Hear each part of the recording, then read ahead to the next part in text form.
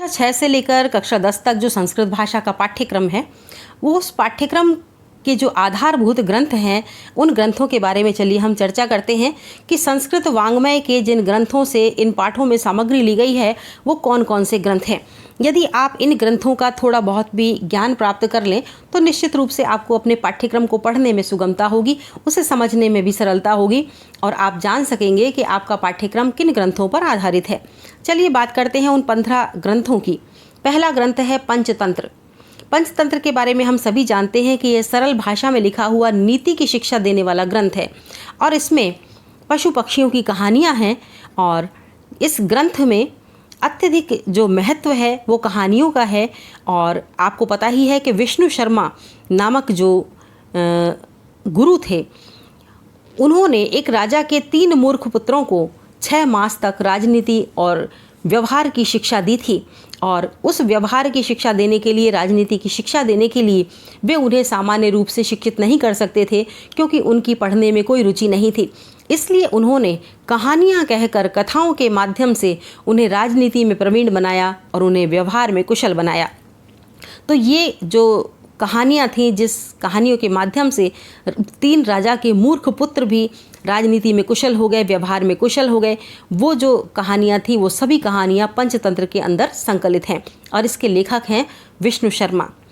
इन कहानियों का विभाजन 5 खंडों में किया गया है, यानी जो पंचतंत्र का ग्रंथ है वो 5 खंडों में बनाया गया है और उन 5 खंडों के जो नाम है वो है मित्र भेद, मित्र संप्राप्ति, मित्र में भेद किस प्रकार से किया जाना चाहिए, मित्र की प्राप्ति आपको कैसे हो सकती है, काकोलूकियात, कौवे और उल्लू की कहानियाँ हैं, लब्ध प्रणाश है और अपरिचित कारकम। ये 5 इसके खंड दिए गए हैं।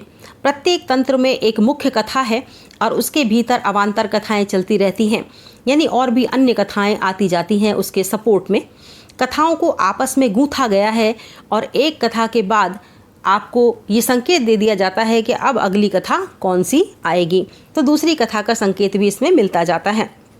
इसका जो स्वरूप है वो है गद्य और पद्यात्मक, यानी गद्य में कहानी के रूप में भी लिखा गया है और पद्य में भी, यानी कविता के रूप में भी लिखा गया है। अधिकतर आप देखें तो जब कहानी सुनाई गई है वो तो गद्य रूप में सुनाई गई है और जब कोई शिक्षा दी गई है या कोई विशेष बात कही गई है तो वो पद्य के रूप में, कविता के रूप में कही गई है।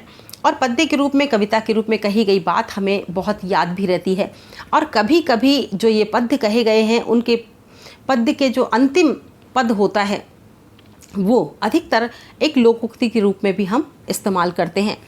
तो ये है पंचतंत्र जो विष्णु शर्मा द्वारा लिखित है। अब दूसरी बात आती है, दूसरा जो ग्रंथ है वो है मनुस्मृति और मनु द्वारा प्रतिपादित प्राचीन भारतीय समाज की जो आचार संहिता है उसका जो पद्यात्मक ग्रंथ है ये 12 अध्यायों का है। इसमें प्राचीन भारतीय समाज के लिए पालन करने योग्य जो नियम हैं उन सब नियमों का व्यापक संकलन इस मनुस्मृति के अंदर दिया गया है, तो यह भी पाठ्यक्रम का आधार बनाया गया है। तीसरा जो ग्रंथ है वह है विदुर नीति।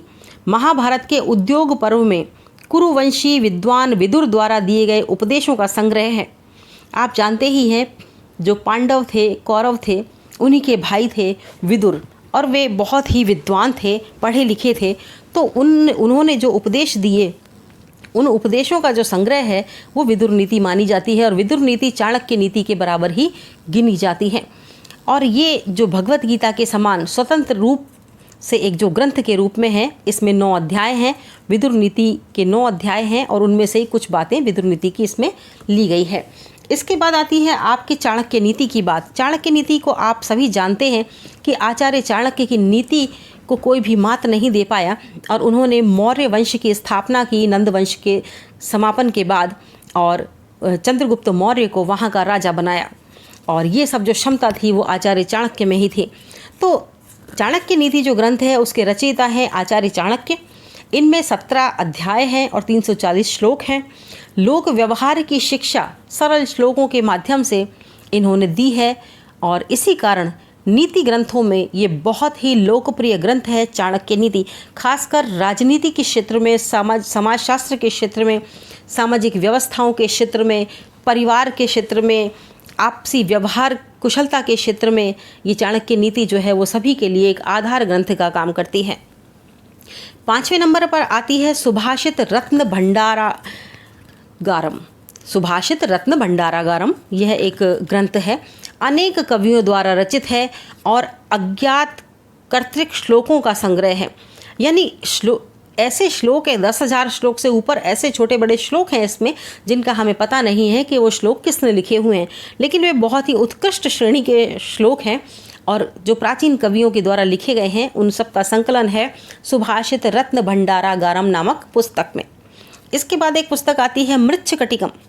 शूद्रक के द्वारा 10 अंकों का सामाजिक नाटक है मृच्छकटिकम, जिसमें दरिद्र किंतु कभी संपन्न स्थिति में रहे हुए वाणिज्य जीवी ब्राह्मण चारुदत्त और गणिका वसंत सेना के प्रेम की कथा है। वसंत सेना और चारुदत्त के प्रेम की कहानी है इसमें, और इसमें प्राचीन भारत की सामाजिक व्यवस्था और निरंकुश राजतंत्र का चित्रण किया गया है कि प्राचीन भारतीय समाज में सामाजिक व्यवस्था कैसी थी। इसको जानने के लिए हम मृच्छकटिकम को पढ़ते हैं तो हमें समझ में आती है। और इसके बाद हमें ये भी समझ में आता है कि उस समय का राजतंत्र कितना निरंकुश था और किस प्रकार का था।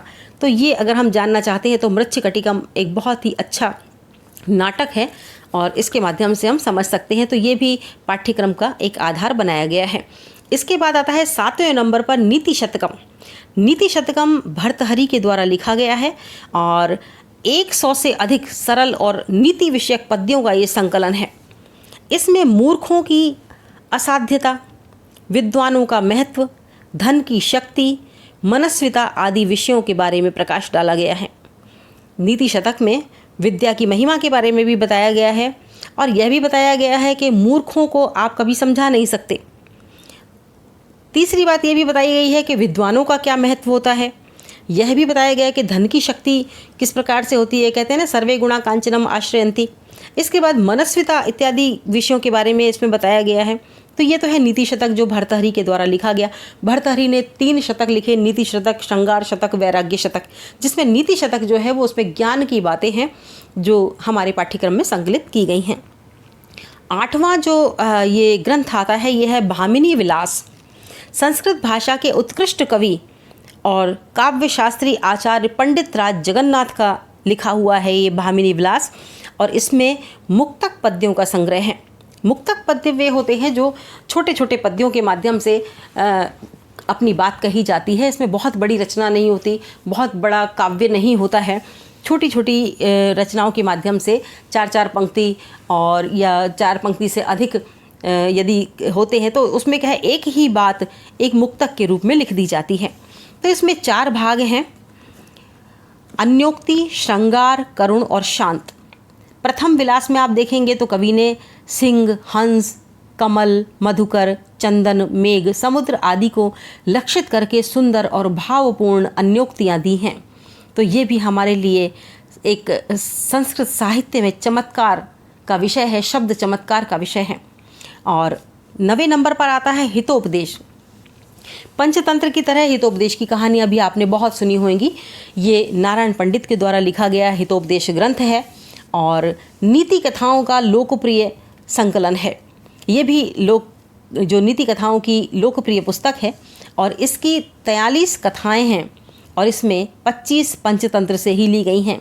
हितोपदेश पंचतंत्र के बाद लिखा गया और पंचतंत्र पर आधारित ग्रंथ है हितोपदेश। ये नारायण पंडित ने लिखा। इसमें पंचतंत्र की 25 रचनाएं ली गई हैं, कहानियाँ ली गई हैं।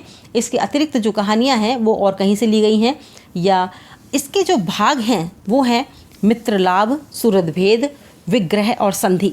मित्र से क्या लाभ है आपको, मित्र का क्या लाभ होता है, क्या फ़ायदा है, मित्र क्यों बनाने चाहिए। फिर है सुहृद भेद कि भाइयों में, मित्रों में भेद हम कैसे करें, कौन हमारा है कौन पराया है। इसके बाद आता है विग्रह। विग्रह का अर्थ है कि 2 में हम किस प्रकार से लड़ाई करवा सकते हैं, 2 को हम अलग किस प्रकार से करें, या कोई समूह है तो उसे अलग अलग हम कैसे करें, विग्रह कैसे करें। फिर है उसके बाद संधि कि हमें किस किस से संधि कर लेनी चाहिए, किन किन अवस्थाओं में संधि की जानी चाहिए, कब संधि हमारे लिए कारगर होती है, कब हमें संधि नहीं करनी चाहिए। ये सब बातें संधि प्रकरण में दी गई हैं। कथा कहने की जो इसकी पद्धति है वो पंचतंत्र के ही समान है। पंचतंत्र जैसी ही पद्धति है, इसकी भी कहानियाँ इसमें बिल्कुल सरल तरीके से कही गई हैं। इसके बाद 10वें नंबर पर आता है रामायण। रामायण जो कि हमारा लौकिक साहित्य का सर्वप्रथम ग्रंथ माना जाता है और आदि कवि वाल्मीकि द्वारा रचित संस्कृत भाषा का आदि काव्य है। इसमें मर्यादा पुरुषोत्तम भगवान राम के जीवन का काव्यात्मक वर्णन है। ये संपूर्ण जो कथा लिखी गई है, जो संपूर्ण पुस्तक लिखी गई है, ये काव्य में लिखी गई है और यह 7 खंडों में विभक्त है। 7 खंड हैं इसके। 7 खंड कौन कौन से हैं? ये कहानियों के आधार पर खंड बनाए गए हैं। जैसे बाल कांड तो भगवान राम के बचपन का वर्णन उसमें है। उसके बाद अयोध्या कांड है, फिर आरण्य कांड है। अरण्य कांड में वन गमन का जो विषय है वो सारा आ जाता है। इसके बाद किष्किंधा कांड आता है, फिर सुंदर कांड आता है। सुंदर कांड में भी जो माता सीता के अशोक वाटिका में रहने का, उनकी सुध लेकर आने का, हनुमान के लंका जाने का वर्णन, ये सब सुंदरकांड के अंतर्गत आता है। वापस आकर वो सूचना देते हैं, तो ये सब उसमें आता है। इसके बाद आता है युद्ध का वर्णन, कि राम और रावण का जो युद्ध हुआ था उसका वर्णन, और उसके बाद आता है उत्तरकांड। प्रत्येक कांड सर्गों में विभक्त है, अनेक सर्गों में प्रत्येक कांड विभक्त है। तो ये है हमारा रामायण 10वें नंबर का। इसके बाद जो ग्रंथ आता है वो है वेताल पच्चीसी। 11वें नंबर का जो ग्रंथ है वेताल पंचविंशति, आप इसको हिंदी में वेताल 25 कहते हैं। तो अत्यंत प्राचीन 25 लोक कथाओं का संग्रह है। जैसा कि नाम से ही पता चलता है, पंचविंशति, पंचविंशति यानी 25, तो 25 कहानियों का संकलन है ये वेताल 25। संस्कृत साहित्य में इन कथाओं का प्राचीनतम रूप क्षेमेंद्र की वृहत कथा मंजरी और सोमदेव के कथा सरित सागर में मिलता है। ये दोनों कथा ग्रंथ पैशाची प्राकृत में गुणाढ़ द्वारा रचित है और वड्ड कहा यानी वृहत कथा के संस्कृत पद्य का रूपांतरण है। ये कोई नई कथा नहीं है, बल्कि वृहत कथा में ये सारी कहानियाँ लिखी गई हैं, इसी का ये संस्कृत भाषा में पद्य में रूपांतरण है। वेताल पंचविंशति के नाम से संस्कृत में 2 स्वतंत्र संस्करण हैं। दूसरा संस्करण जंभल दत्त कृत है, जो पूर्णतः गद्य रूप में है। वेताल 25 2 प्रकार से आपको मिलती है, एक तो पद्य रूप में भी मिलती है और एक गद्य रूप में भी मिलती है। इसकी लोकप्रियता का ही प्रमाण है कि उसकी कथाओं का भारत की प्राय सभी भाषाओं में अनुवाद हो चुका है, यानी सभी भाषाओं में इसका अनुवाद हो चुका है। तो वेताल 25 की जो कहानियाँ हैं वो बहुत ही पढ़ी जाती हैं, सुनी जाती हैं। आपने सीरियल के रूप में भी विक्रम बेताल नामक से एक सीरियल देखा होगा, तो वो भी इसी पर आधारित था। इसके बाद 12वें नंबर की जो हमारी पुस्तक आती है, 12वें नंबर का जो हमारा ग्रंथ आता है वह है छांदोग्योपनिषद। सामवेद की जो कौथुम शाखा से संबद्ध उपनिषद है, जो 8 अध्यायों में विभक्त है, उसमें अनेक रोचक कथाओं द्वारा दार्शनिक विषयों को स्पष्ट किया गया है। तो ये छांदोग्य उपनिषद है जो सामवेद पर आधारित है और इसमें अनेक कथाओं के माध्यम से, रोचक कथाओं के माध्यम से दार्शनिक विषयों को स्पष्ट किया गया है। 13वें नंबर पर जो ग्रंथ आता है वो है पंचरात्रम। इसके रचयिता भास हैं और जिसका कथानक महाभारत से लिया गया है। महाभारत और रामायण जो है वो हमारे कथा साहित्यकारों के लिए उपजीव काव्य रहे हैं और इस पर बहुत सारी कहानियाँ, कविताएं, बहुत सारे ग्रंथ लिखे गए हैं। तो पंचरात्रम भी महाभारत की कथा पर ही लिखा गया है। 14 नंबर पर आता है कथा सरित सागर। यह गुणाढ़ की लिखी हुई है और प्राकृत में लिखी गई है। कथा ग्रंथ है, वृहत कथा का जो विशालतम संस्कृत संस्करण है ये। इसमें 18 लंबक हैं तथा 24,000 श्लोक हैं। इसकी रचना कश्मीरी कवि सोमदेव के राजा अनंत देव की पत्नी सूर्यमती के मनोरंजन के लिए की गई थी। यानी जो अनंत देव थे, सोमदेव के राजा अनंत देव, उनकी पत्नी थी सूर्यमती, तो उनके मनोरंजन के लिए, उनको खुश करने के लिए इस ग्रंथ की रचना हुई थी। इसका नाम था कथा सरित सागर। जिन आधुनिक ग्रंथों और रचनाओं को इस पाठ्यक्रमों में स्थान दिया गया है, ये 14 रचनाएं तो हैं ही, इसके अलावा जो कुछ हैं उनके नाम में, लेखकों के नाम में आपको बताना चाहूँगी कि उनके लेखकों में जानकी वल्लभ शास्त्री जी हैं, जो संस्कृत और हिंदी के प्रसिद्ध विद्वान हैं और कवि के रूप में प्रसिद्ध रहे हुए हैं। इसके अलावा काकली तथा बंदी मंदिरम, इनकी जो आरंभिक संस्कृत रचनाएं हैं। श्री बाई महालिंग शास्त्री ने काव्य, नाटक, कथा आदि सभी प्रकार की रचनाओं से जो संबंध रहे हैं। और संस्कृत प्रौढ़ पाठावली, इनकी विविध कथाकृतियों का संकलन है। पद्म शास्त्री ने संस्कृत की कई विधाओं को समृद्ध किया। विश्व कथा शतकम में संसार के विभिन्न देशों की 100 श्रेष्ठ कहानियों का संक्षिप्त संस्कृत रूपांतरण हमें प्राप्त होता है। और इन सब जो ग्रंथ हैं, कथा हैं, कथाकार हैं, इनकी जो रचनाएं हैं वो हमारे पाठ्यक्रम में ली गई है। तो ये थी हमारे संस्कृत पाठ्यक्रम की भूमिका। और जो अनेक प्रकार से जो कथाएं संकलित हैं, जो नाटक संकलित हैं, जो नाटक के अंश संकलित हैं, जो श्लोक संकलित हैं, वो इन सभी 14 पुस्तकों पर आधारित हैं। हमने 15 पुस्तकें इसलिए कहीं क्योंकि 14 पुस्तकों के अतिरिक्त भी कुछ ऐसे प्रसिद्ध जो हमारे संस्कृत साहित्य के कथाकार हुए, कहानीकार हुए, जो कवि हुए, जिन्होंने कविताएं लिखीं, जिन्होंने छोटी छोटी लघु कथाएं लिखीं और जिनकी महत्वपूर्ण कहानियाँ कई जगह संकलित की गई हैं और पाठ में विस्तार रूप में भी दी गई हैं। तो ये कुछ ऐसे ग्रंथ हैं जिनको पाठ्यक्रम में कक्षा 6 से 10 तक स्थान दिया गया है।